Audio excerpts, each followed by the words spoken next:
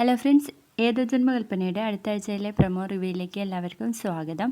അങ്ങനെ നമ്മുടെ ശ്യാം പറഞ്ഞിട്ട് ഒരു ഗുണ്ട എല്ലാവർക്കും ഡ്രസ്സ് കൊടുത്തയക്കുന്നുണ്ട്. അപ്പോൾ മുത്തശ്ശി അത് അശ്വിൻ അയച്ചതാന്ന് വിചാരിച്ച് സന്തോഷിച്ച് നിൽക്കുകയാണ്. പിന്നെ നമ്മുടെ മനോരമയ്ക്ക് അറിയാലോ കാര്യങ്ങൾ. മനോരമ നേരെ പോയിട്ട് ശ്രുതിയോട് ചോദിക്കും, ഇനിയിപ്പോൾ ഞാൻ എന്താ വേണ്ടത്? ഇത് അശ്വിൻ ബേബി കൊടുത്തയച്ചാന്ന് വെച്ച് അമ്മയെ പോലെ സന്തോഷിക്കണോ? എനിക്കതിന് പറ്റില്ല എന്ന് പറയുമ്പോൾ ശ്രുതി പറയുന്നുണ്ട്, ആൻറ്റി പ്ലീസ് ആൻറ്റി എന്ന് പറയുമ്പോഴേക്കും മനോരമ പറയും, ഇനി അശ്വിൻ ബേബിയെ കുറിച്ച് ആരോടും മൂടി വെക്കാനൊന്നും പറ്റില്ല. ഇത് തീക്കടിയ ശ്രുതി എത്രയും പെട്ടെന്ന് എല്ലാരെയും വിവരം അറിയിക്കണം എന്ന് പറയാൻ കേട്ടോ.